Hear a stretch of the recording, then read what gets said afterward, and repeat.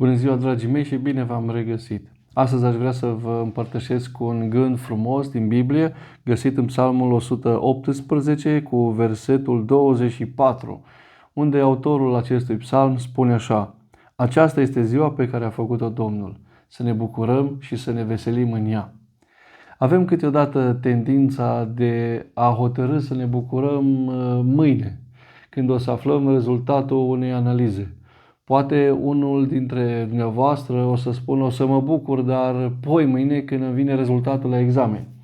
Unul o să spună: o să mă bucur, dar nu astăzi, vineri când începe sfârșitul de săptămână. Altul zice: o să mă bucur, dar nu astăzi, în ziua de salar o să mă bucur.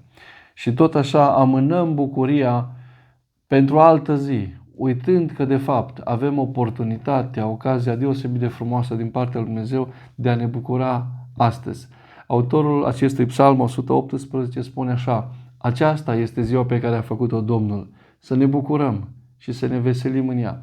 Alege să te bucuri astăzi, nu amâna bucuria pentru o altă zi, ci folosește-te de ziua de astăzi ca să te bucuri în Dumnezeu și Dumnezeu să-ți întărească inima. Mai avem și un alt obicei destul de nesănătos, și anume de a pune condiționări bucuriei și spune noi: o să mă bucur dacă rezultatul mi iasă bine, o să mă bucur dacă o să reușesc să intru la facultate, o să mă bucur dacă, și după acest dacă fiecare continue cu așteptările lui de la viață.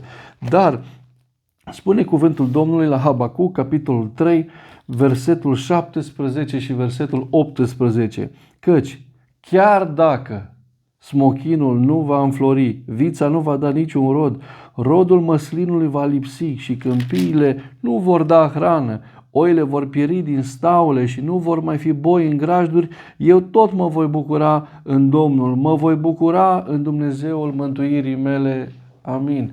Noi spunem: mă voi bucura dacă. Habacuc spune: mă voi bucura chiar dacă.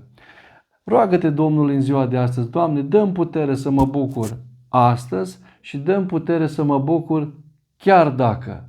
Și Dumnezeu să-ți întărească inima, să-ți dea putere și să te binecuvinteze. Și până data viitoare zicem din toată inima: Doamne ajută, Doamne dă izbândă.